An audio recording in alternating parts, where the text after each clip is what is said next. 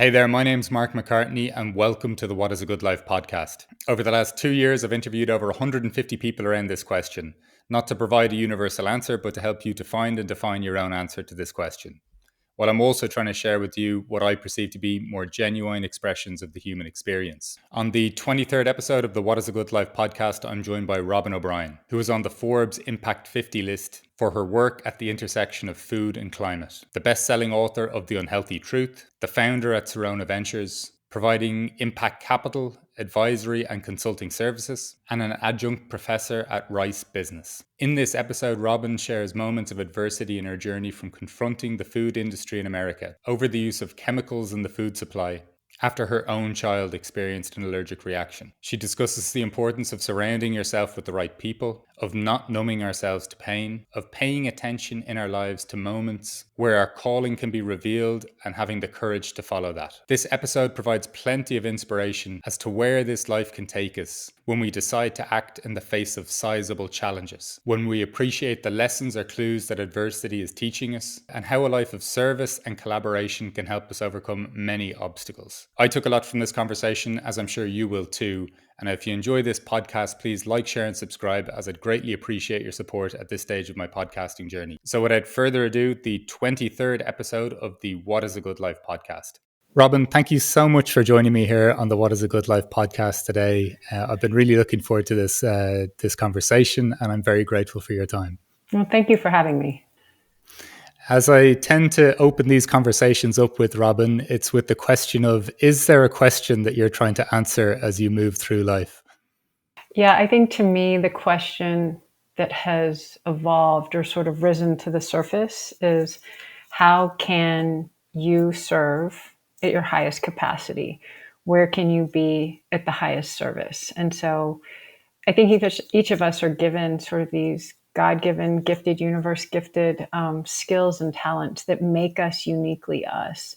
And the opportunity is, how do you in your life give those gifts back? How can you be of the highest service with the unique gifts that you have in your life? And to me, that is to me the ultimate calling, so that you get to the end and all the gifts that you've been given, you've been able to give back, and they've been bestowed back out into the world in service in some capacity. And I think for each of us, that's going to look entirely different. Thank goodness. That's the whole point, is not to be like anybody else. And I think it's a really exciting evolution to be a part of personally. Well, that's a beautiful opening sentiment. I love this idea of being bestowed with these gifts and then bestowing them back to the world, the planet, the universe. Can you kind of give me an insight into just how that question has evolved for you, or how this has kind of evolved in your life in terms of being in service? I think, when we realize, we know what we're passionate about, when you can silence the noise, you really, what you care about, what gets you really excited, what you get really passionate about. I mean, for some people that's dirt bikes, for some people that's food, for some people it's music. What is that thing that just lights you up? And that's, I think, part of who we are at our core. That's part of the light, that is this internal light that will shine. And then you have the opportunity to surround yourself with people that are either going to help enhance that light and lift it and elevate it, or there are people, Brene Brown uses this term, the candle blower outers. And I think it's a really good term, because we all know who those people are. They're sort of the naysayers. They're the ones who are the wet cloth that are sort of dampening that spirit. And so as you kind of move through, you have this opportunity to intentionally identify and recognize these different types of people and choose who you surround yourself with. And it's not to say you surround yourself with yes men or yes women. That's not necessarily the answer either, but it's, you surround yourself with people that can see this higher calling and can see this greater service that you can provide, and they help you accomplish and achieve that. Through my life, I've had a lot of naysayers. As you can imagine, taking on industries that I've taken on, there have been so many people that sort of with a dismissive, well, good luck with that, Robyn. And I just think, thank you for showing me who you are, put you over here, and I know who not to lean on when things get tough. And then there are the others that are just completely behind, the people that you just feel have your back. And I think probably one of the greatest ways that you can show that you love someone is that sentiment of, I've got your back. That is just the Yeah. greatest way to show up for anyone, a parent, a child, anybody. And I think, as you move through, you really start to, if you're clear and you're not, putting too much in here that's noisy, you really can start to identify who those people are. And I've come to think of that as sort of a supportive scaffolding that we all need. Leaders especially need it. As you're growing into a new leadership role, you need this supportive scaffolding around you as you elevate and become, in this higher service, in this higher capacity. And it's really similar to any building or architectural piece that's been constructed. There is a supportive scaffolding that goes around it as this thing of beauty is constructed. And I feel that it's the same for us as people, as we grow, as leaders, as we grow. What is that supportive scaffolding that you have around you? And a huge, very, very important piece of that scaffolding are the people. As someone who's in food is clearly a really important piece, and how you learn to take care of yourself is an important piece. But I think, we really cannot forget how important the people that we choose to wrap around us as we grow and evolve and become are incredibly influential on whether that's going to be a strong foundation or if it's going to be weak. And in terms then of how would you what would you say was the starting point almost in terms of your focus on service to other people, to other groups? How would you say that kind of evolved? It really, I've been in service my whole life. I think back to high school, and I did a service project in Ecuador. And I chose it as a child because I knew I was coming from a place of privilege, and I knew that I was ignorant to certain things. And I had an opportunity to serve in that capacity. And I realize now that the profound impact that had on me, and to realize that, there is a lot that you can do. There is a lot of opportunity to participate. Have always had a very, very strong faith. And so there had been a lot of service and exposure to service work through that. My grandfather and my great grandfather were both Anglican ministers. My mother's from New Zealand, so they had churches in New Zealand. But that really didn't connect for me because I didn't know those grandparents. They died when my mother was young, so way before I was born. But I was giving a speech at the University of Colorado probably 10 years ago. And this woman came up to me afterwards and she said, I felt like I was in church. And in that moment, I knew that my ability to sort of deliver these sermons, these speeches, whatever you wanted to call them, I all of a sudden understood that that was the grandfather that I had never known in me. Wow. And it was a really, really powerful personal moment. It was powerful for her too. And just in that moment, I remember exactly what she looked like. She was this tiny little thing. And when she said it, it was just this aha moment where I was like, oh, it's my grandfather in me. That's how I know how to do it. And that is when I realized the gift. And I think, when I talk about these gifts that we have, whether it's creativity or art, or all these different things, they're gifts all of us have that have sort of come down through these generational ancestors and elders and all this wisdom. All of a sudden with that gift, I thought, this is a gift. And people have often said, like, it's easy to listen to you. And it is a gift. It is an absolute gift. And so for me to be in service is, how can I give that back?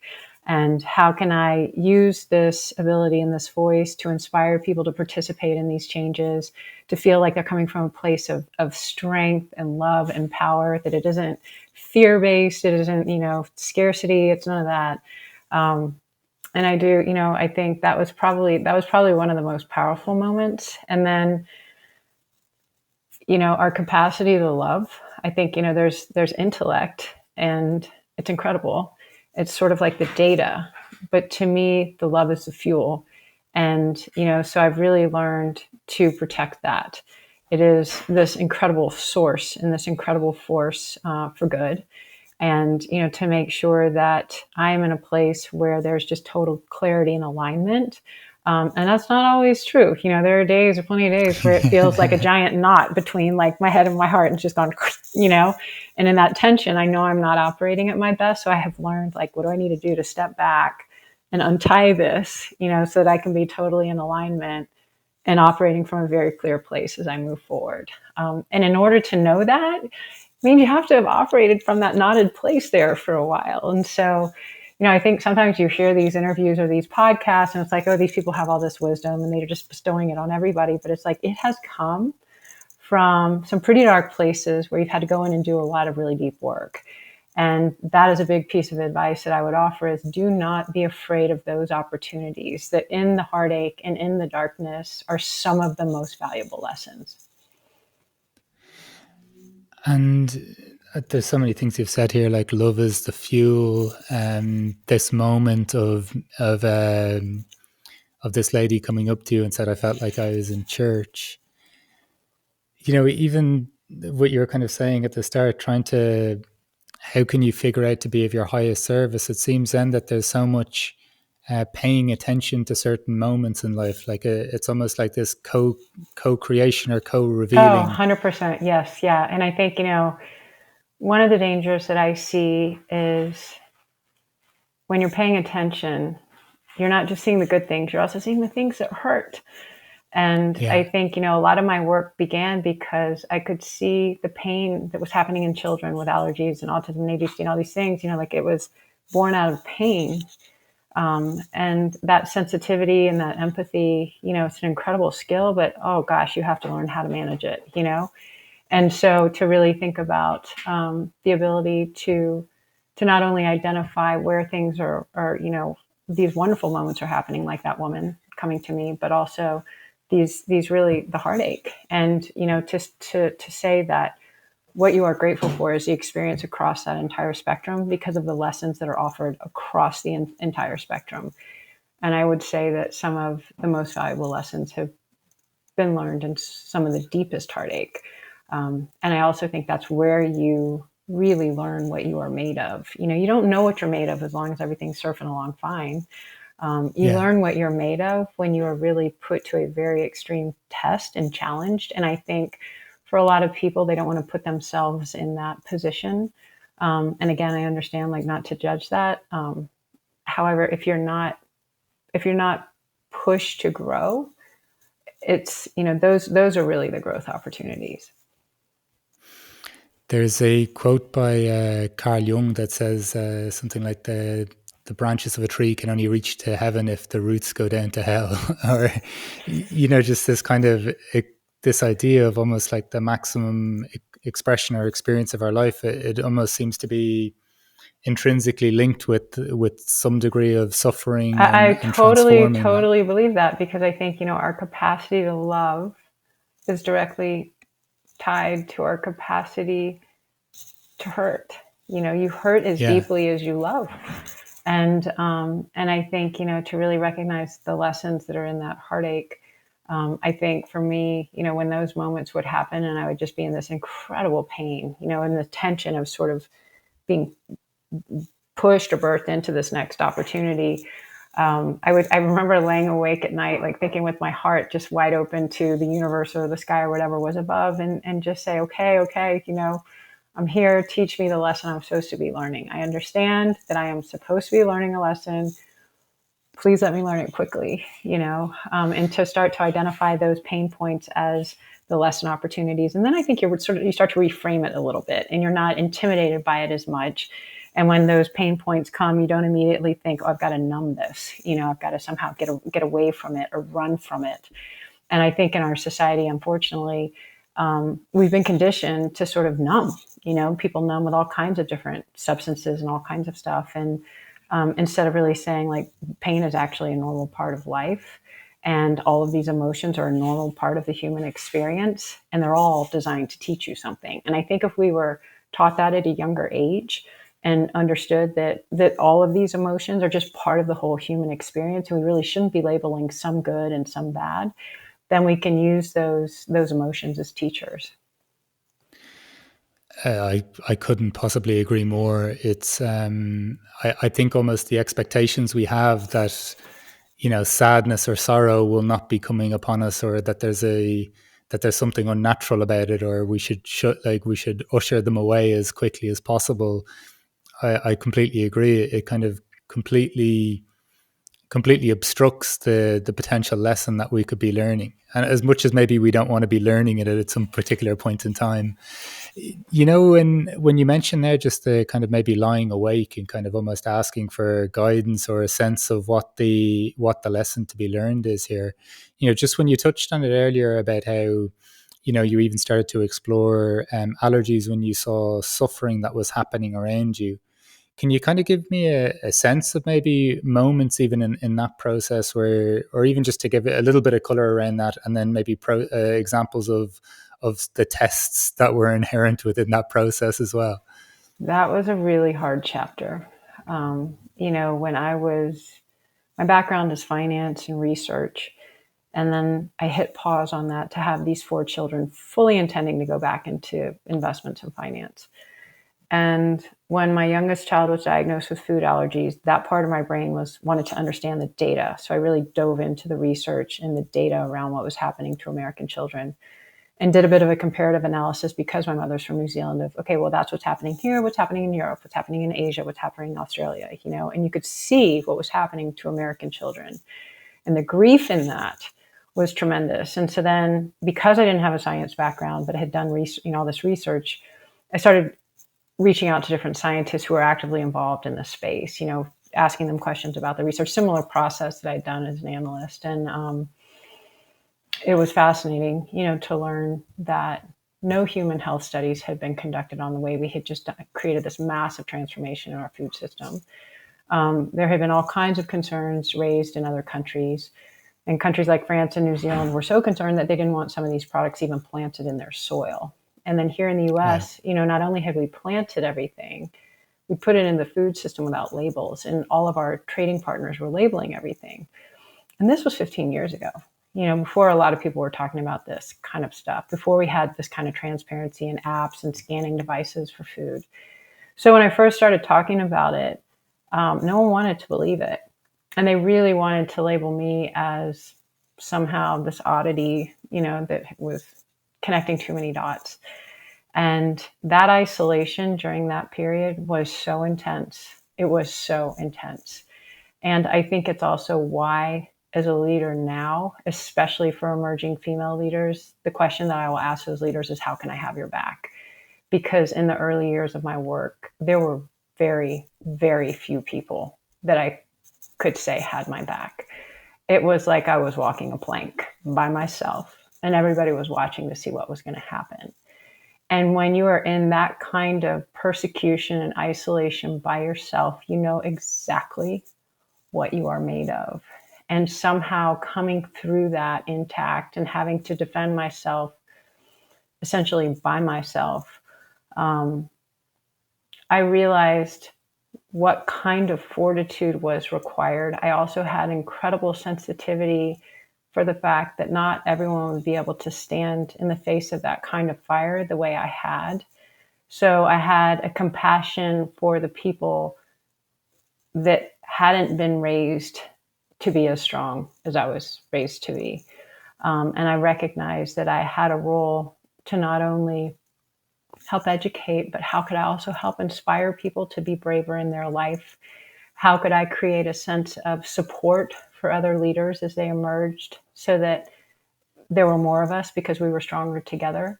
I've been a singer my entire life, and the analogy I had was, one voice is absolutely beautiful, but the depth and breadth of a choir, that sound, that harmony, is so much more powerful. And I saw early on that we needed a choir. It wasn't going to be one vocalist who was addressing this. And so I always came at it with this sense of, and this need for a collaboration.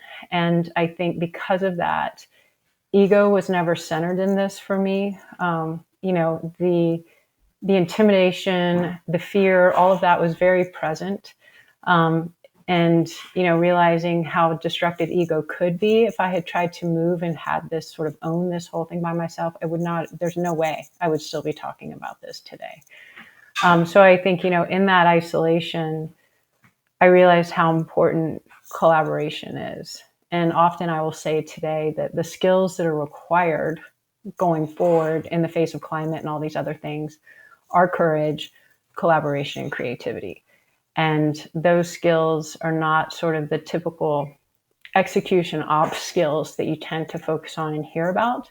But I think that as we move forward, cross collaboration across industry sectors is going to be really critical. So, a lot of that wisdom was born out of that early isolation. Well, it sounds like such an incredible situation to be in from the point of view of you're doing something that's clearly just even out of care for, well, not only just children generally, but your own children, even first and foremost, is where it kind of spawned from, right? Like, what the Yeah. hell is going on here? Well, and it was, then I'd go to the park and I'd see these kids, and having looked at the data around childhood cancers in the US and diabetes and autism allergies, I mean, like the data was so powerfully, hideously strong that I'd be at a park and I'd think, how many of these kids, not just my family, but like how many of these Oh, kids. absolutely. But I was meaning, even though, like, just how you were doing something from a perspective of like service and support, and then to be met with isolation and confrontation. Oh yeah, and Um, like true, it was sort of like crucifixion. I mean, it was like it was the denigration, the marginalization, the condescension, being a blonde mother of four. I mean, they just really were ready to just have at it. And again, the friends that stood beside me and behind me at that point in my life were so are they are part of who I am today. I don't think that anything is separate at that point, because who I am today is because of the way those friends drew out the very best of me during one of the worst times of my life, and the way that weaves into you, the way that their words become part of your fiber. And again, it's why, this focus of mine of how can I have an emerging leader's back? What do people need in terms of support? The emotional support that's required, especially for women, it's totally different. Yeah, I mean, it really was like, it was a lot of persecution in the early years.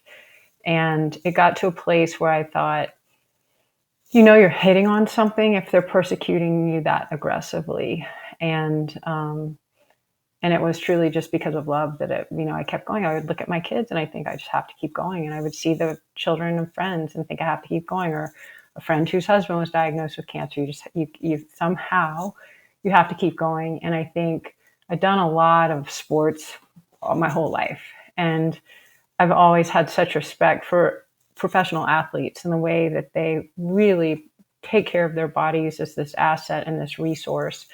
And I started to think, we really should be doing the same in business, that like any entrepreneur, any founder, any leader, this vessel, this vehicle that we're in is an asset that's on your balance sheet, and your fiduciary duty to your shareholders is to take care of yourself so that you're operating at your highest capacity, that you're thinking clearly when you're under stress, when you're in these really tough situations, that you're operating as clearly as possible.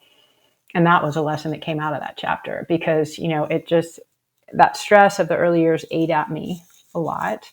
yeah. And then I thought, like, if I break this, I can't keep going. So I've actually got to learn how to take care of this vessel that I'm in so that, I can continue to serve at this highest capacity. And I think, to me, that should be foundational to any kind of business leadership work.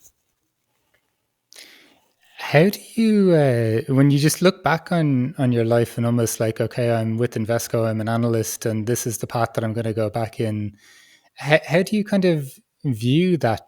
Just not only the adversity that you initially had to face, and obviously the wonderful outcomes, and just in terms of how it shaped your life and the directions it took you in as well. Do you sometimes sit back and just kind of think this is a bit wild, like, or how does this come to be sometimes? Yeah, no, I don't, because I feel like I'm still at the beginning of it. There's still so much that we need to do. And, it just feels like it really just feels like the last 10 years maybe have just been the warm up lap. And Wow. so, it's not some like heady thing, I'm very, very grateful that I know my purpose. I have a lot of people come to me and they're like, you're so lucky that you have such purpose and all this passion. And I'm very grateful for that. And I can see where when that opportunity, that calling was really pulling towards me, I think it's in that moment where people can numb out, where they can just say, I'm just going to go have a bottle of wine. I can't do this, or I can't do this, um, and so it's that right at that intersection of like, when it's hitting you, and you either you can either pick up the phone and accept it, or you're going to turn down the call. Um, that's another point, sort of intersection. And I think it is really hard when you are surrounded by a lot of naysayers to say, you know what, I'm going to do this anyway.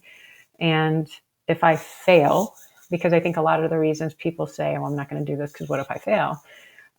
When you fail, because you will fail, that's part of success. What are the lessons in that failure that are going to contribute to your success? And so it's really learning to reframe that failure as part of the road to success that you're going to find. I love this idea, though, of almost the world or the universe providing you with almost like calling cards or moments where it's very explicitly asking you a question, and almost, do you want to take up the challenge or your purpose? And the sense that in some cases, because I think often people are almost not tormented, but they're frustrated by a lack of purpose or meaning in their lives. Mm-hmm. But almost from what you're saying there, it's something I've heard before as well. Almost this idea that no, the world will show you what it could be. It's just whether you want to attune to it or even to take up the challenge. You do. I mean, I think, and this is where courage comes in, is when when you are brave with your life, it shows others how they can be brave with their lives too. I have a dear friend from childhood who's an author, and she uses that in one of her books. She says, you have to be brave with your life so that others can be brave with theirs too. And a lot of the keynotes that I give are really keynotes on courage. And it just happens, the storyline happens to be through the food industry. And I love that I'm in a place where I can speak about that now, because initially when I was invited to talk, it was to really do this expose of the food industry. And, I've gotten to a place where it's like, this is really a story of courage. And my journey Right. happened to be through the food industry. Yours could be through tech, someone else's could be through nonprofit work in Africa. It's just like, it doesn't matter where it is. But if you really start to identify where these opportunities are to be braver in your life, those are really your breakthrough moments. And then I think as you break through, you then find yourself connecting with other people who are breaking through too. And so, they say, like, who you surround yourself with is probably one of the most important determinants, of the quality of your life. And I think it really is, if you are sort of sitting in the status quo, you're going to stay in the status quo. And I think fear, it often feels to me like a seatbelt that just keeps you locked in that status quo. And so I've gotten to a place like when fear shows up, because it still does, but it's like, okay, here's fear and it's showing up, which means that this is me right at the edge of my comfort zone. Because that's usually when fear sort of locks in. It's like when you're right at the edge of your comfort zone, about to do something, fear will kind of shut in. And to identify it as sort of like this sidecar that's like, okay, here you are. And I'm going to examine this. Like, do I actually need to be afraid here? Is this just sort of status quo, trying to kind of keep me in my safety zone? And that's usually what it is. And I think, there's a lot of energy that comes from stepping out of our comfort zone. And, the whole notion of how the universe will conspire. I think that's really true too, when you really are intentional. But, it all gets back to, again, sort of this vessel that is you. How clear is this? How clear is this running? Are you servicing this vehicle that is you? Are you taking care of it? Are you fueling it with the right things? Are you hydrating it with the right things? Is your mind clear? And that all, to me, should be part of leadership work, because I think that's how you're able to really have clarity and operate at your highest capacity. Because if it's sort of mucked up and polluted with different things, it's really hot. It's hard to get that kind of clarity. And when you think of that process for yourself, obviously you're talking about physical health and you were mentioning activity earlier. When you said in terms of clarity for your mind, then what supports you in that aspect? For my entire life, running has been sort of this moving meditation. I mean, since I was a child, I knew that I got incredible clarity running and that I also had a lot of creativity. And my 4 kids, like, there have been times where I've gone for a run and I have literally walked in the door, walked straight to a notebook, and I'm just like, don't talk to me. And I have to download everything that came out on that run. That has been a go-to since I was probably 10. And then, more recently, I really had to explore meditation. And as somebody who had all this energy and sort of all this stuff that was bubbling all the time internally, the thought of actually sitting there for even 4 minutes in meditation sounded absolutely horribly painful. But to Right. really have embraced that practice over the last year and realized that, just simplicity of breathing and what that actually does for the brain, and to really, everything we do is somehow either nourishing us or extracting from us. And so when you realize that your friendships and the people that you have around you, they can either nourish or they can extract. Even just breathing, like oxygen, it can either nourish you or it can be or it can just be this panicky thing. And so just the intentionality of all of it, food clearly nourishing, what you're drinking, it's either nourishing or extracting. And I think, just that intentionality, and it's not to be perfect all the time. I mean, nobody's perfect all the time. I often said, with children's health, it was 80-20, like how, to have a little bit of grace and flexibility in your schedule. But again, I think, there really are a lot of different things people can do for that clarity of the mind. And then I think, every day, and this is something I've tried to teach my children is, are you choosing peace? Or are you choosing chaos? And what are your actions Right. creating? Are they creating more sort of fluidity and a frictionless flow, or are they going to create chaos?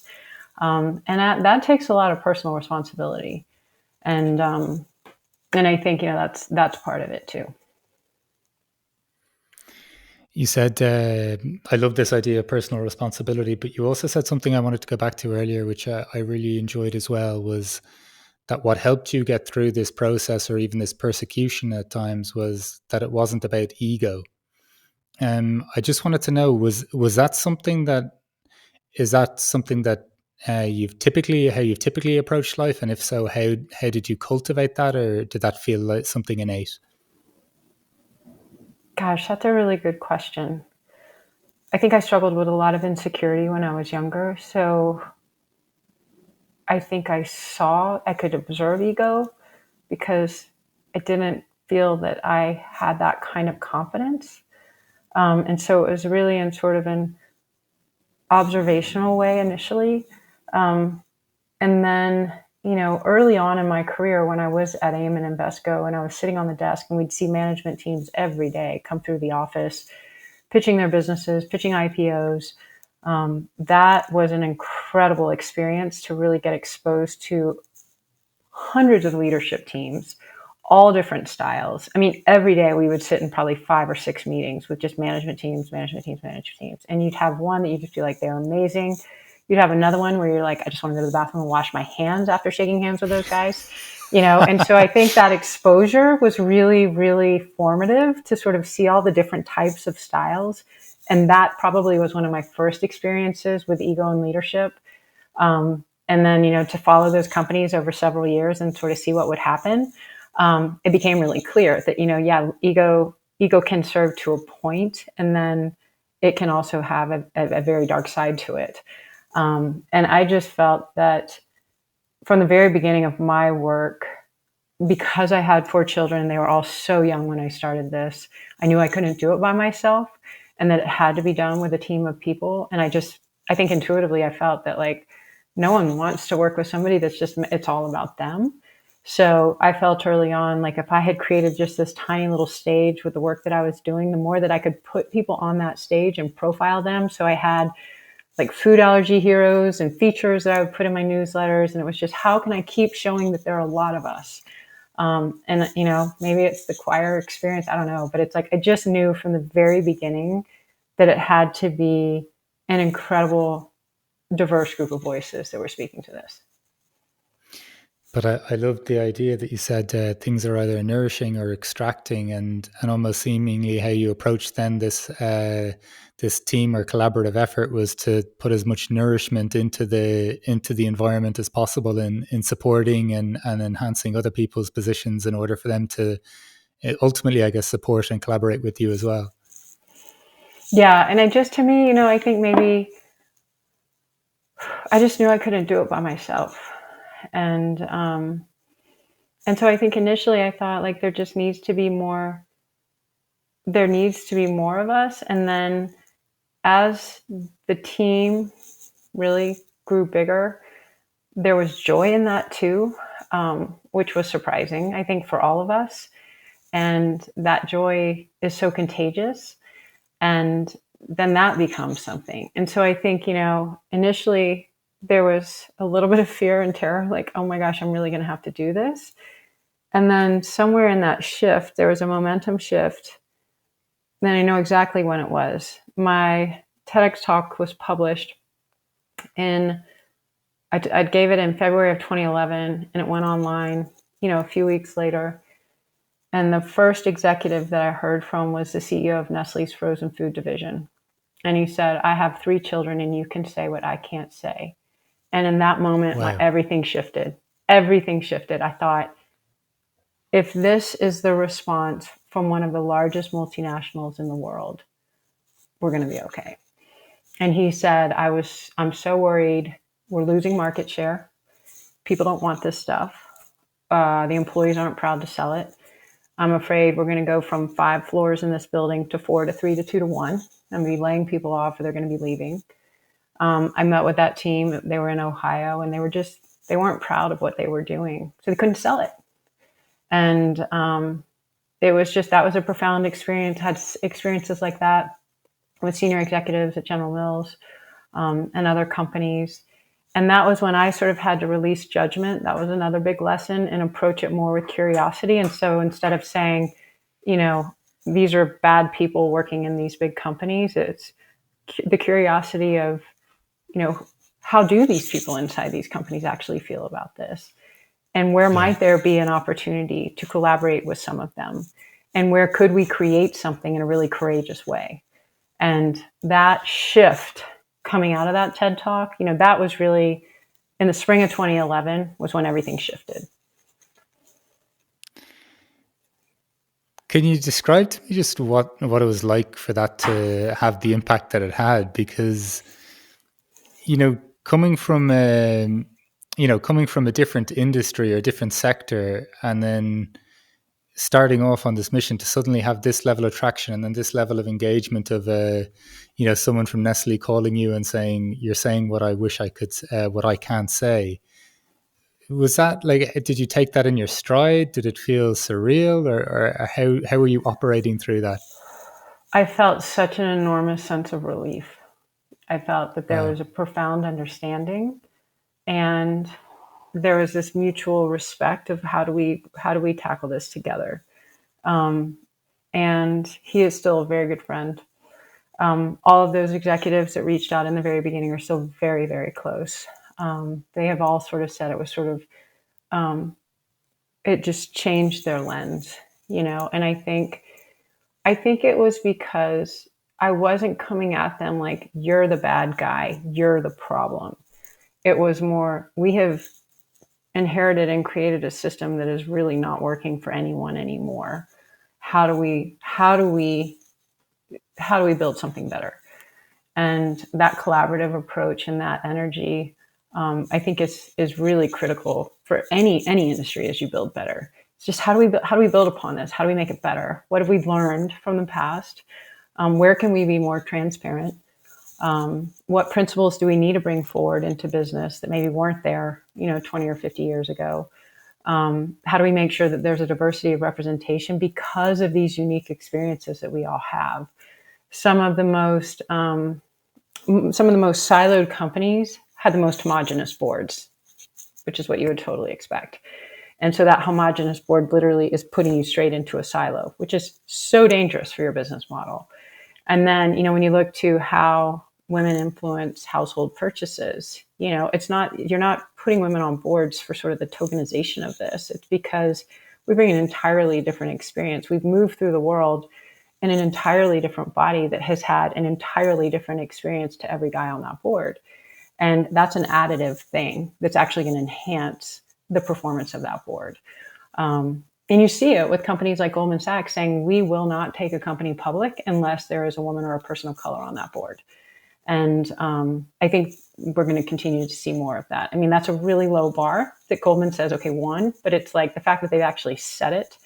I think conferences and in any industry, it's like in order to participate in a conference, it would be great if there was just, you have to have this representation on your board. There has to be a certain number of women, Indigenous people of color, whatever it's going to be. Because I think that experience, that collective experience makes us so much stronger in the food industry for sure, because we've created a very homogenous system and we discriminated against farmers of color, Indigenous farmers, women, when it came to the lending process. So they didn't have access to the capital to farm with all the agrochemicals. And so they have stewarded the soil in a really responsible way. And that knowledge and that wisdom is actually really important to pull forward right now. And so again, it's like bringing back that experience. And the way I sort of look at that is, you can have one thread that's just this one homogeneous thread, or a fabric that is woven of all of these different colors and all of these different experiences. And that fabric is so much stronger. And I think that's true. I think that's true for any industry. This you've used two lovely kind of images there of this woven fabric, and then also this idea of the individual singer and the choir. It seems like there's a real kind of genuine, not yearning, but just like willingness to collaborate, to integrate with others, and then this sense as well of, which I really love, not approaching people with judgment.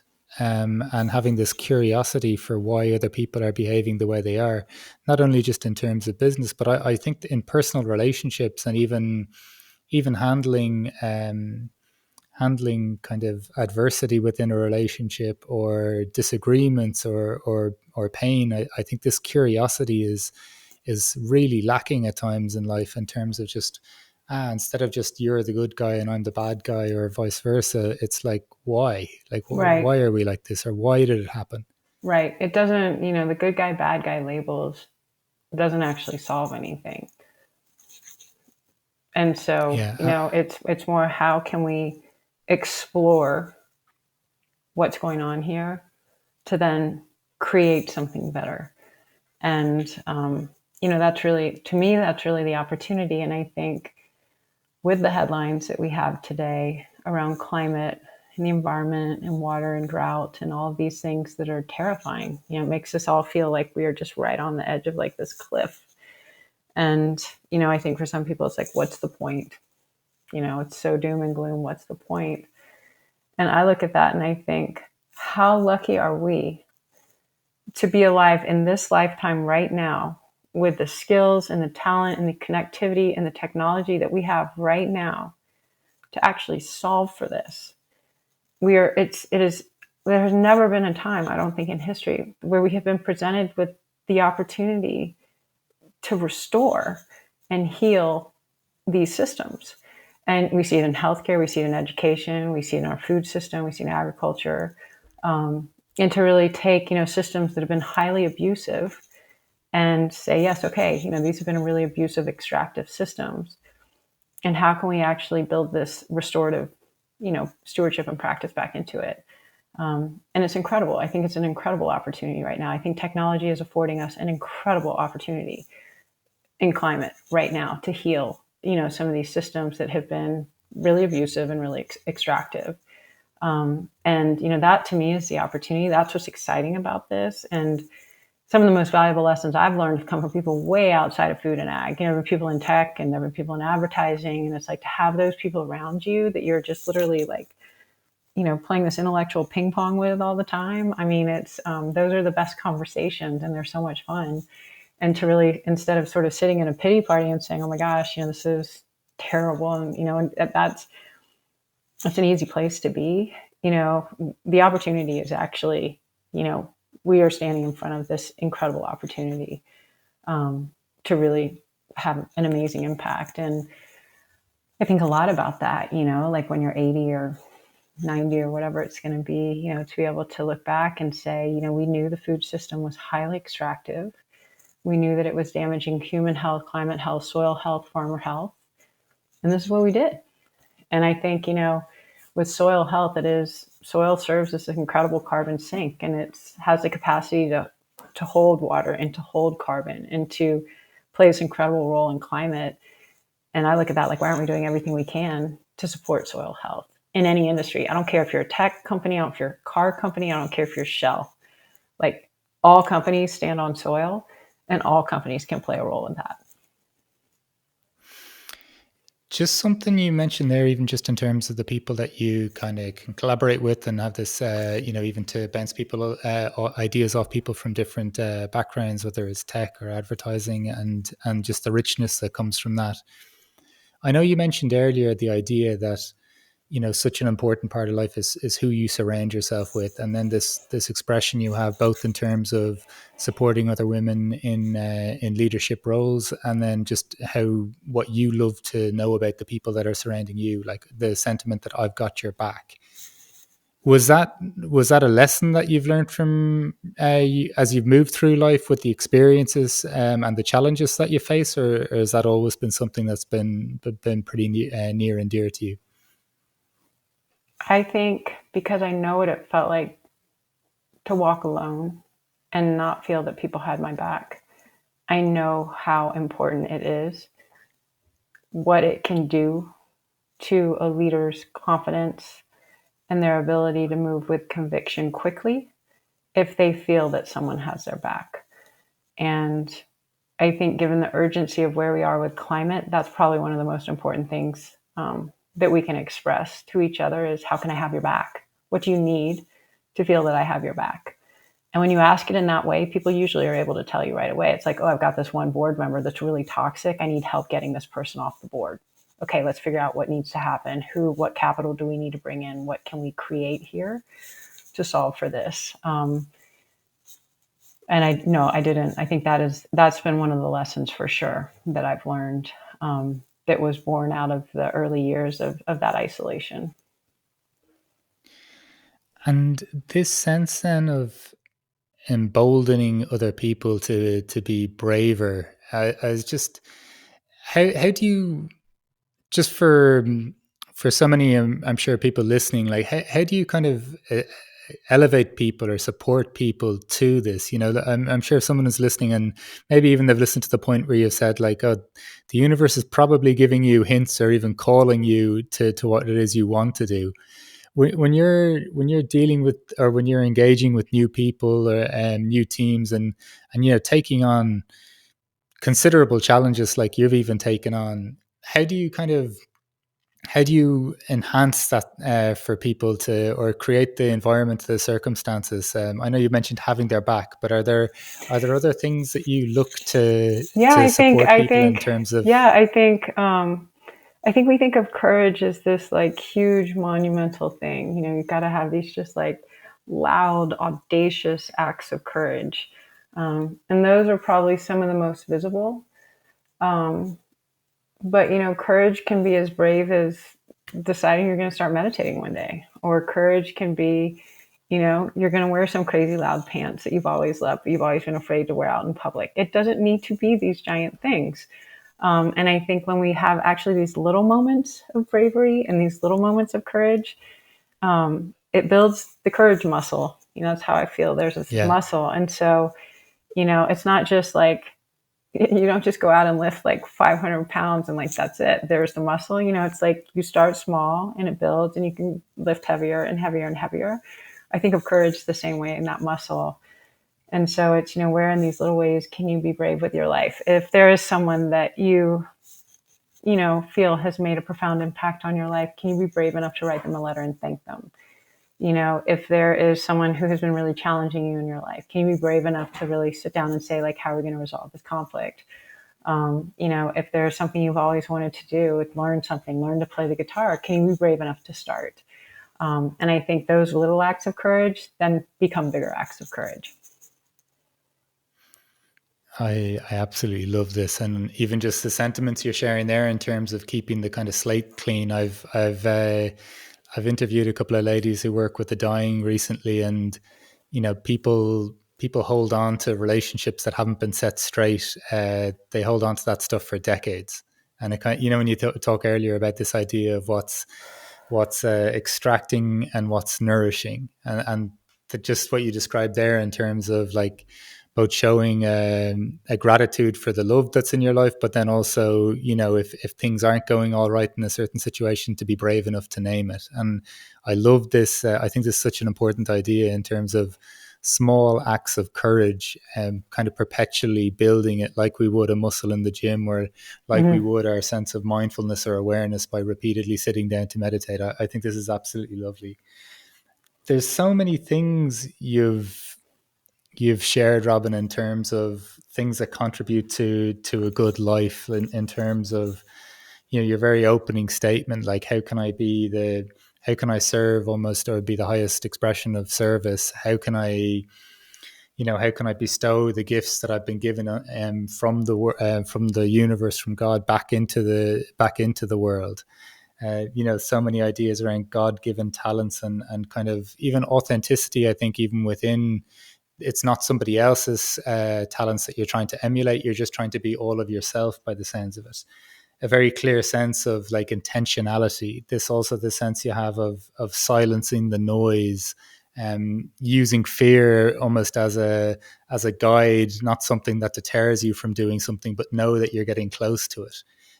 Also, this lovely idea you had as well of accepting and not numbing the emotions you're experiencing in life, the difficulty you're experiencing, it having the fortitude to be able to go, there is a lesson in this, somewhere for me.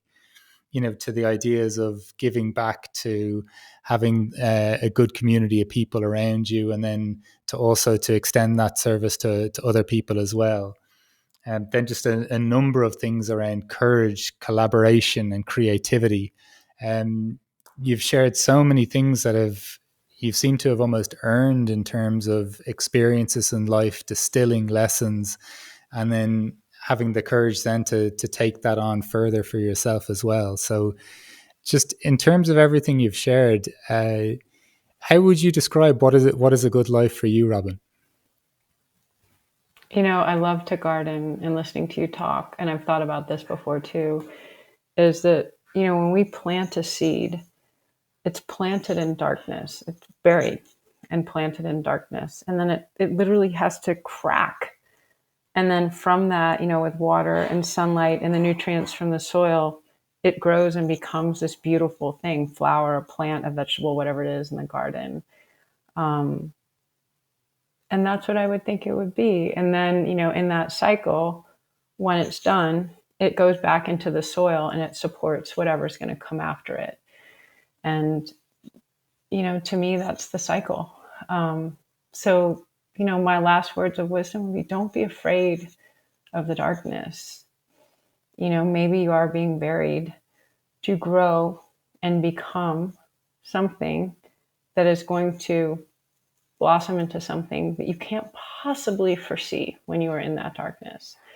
And I think, really surrounding yourself and nourishing yourself with the right people, with the right foods, with the right hydration, the right partnerships, the right colleagues, really making sure that you have that supportive scaffolding around you, just the way in a garden you would maybe put things around a plant as they grow, is very much the opportunity. And that none of us get through this by ourselves. And that was never the point. And it was never the point to be like anyone else. It is the opportunity is to show up in your most authentic, truest way. Because to me, I think that's where you will have the greatest impact and be of the highest service. Well, I love this. There's something extremely comforting about with this kind of analogy of the seed and the darkness and being buried and it cracking in order to grow. I don't know. There's something about that, and just even I know even just your pursuit, but there's something almost very natural about how you're describing life, and both the observations of our emotional weather at times, and then even just this process of growth as well. So I'll be taking so much from this conversation, Robyn, and just to say thank you so much for joining me here on the What is a Good Life podcast today. It's been a real pleasure. No, thanks so much for having me, Mark. I was just thinking when I was younger, like, 30 or 35 years ago, I used to try to protect my heart from breaking. I thought that would be the end of me if my heart broke. And my perspective on that now is your heart has to break. It has to break to make room for everything that's meant to fit inside. And I really stand by that. I really, truly believe that the heartache that I was so afraid of when I was younger ended up being the thing that opened my heart to make room for everything that was meant to be inside. I think that's absolutely magic. I am a firm believer in that often the situations we're trying to avoid are the things that we actually need, 100%. Yeah. And we just, we may not want them right now, but that resonates very much with my own experience and my own thoughts in life as well. Robyn, thank you so much for your time. I'm very, very grateful that you joined me here on the What is a Good Life podcast today. Thanks so much for having me, Mark. It's been really fun talking to you.